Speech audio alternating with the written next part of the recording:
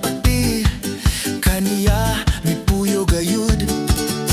Wala ko makaila, apa ng Diyos nagpadayag nga siya ang magbautismo sa Espiritu nga balaan.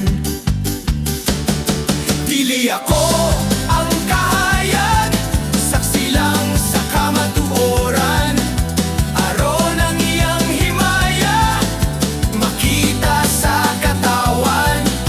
Ang akong kalipay mao ang pag-alagad, andama ang dala ng Mesiyas aniana.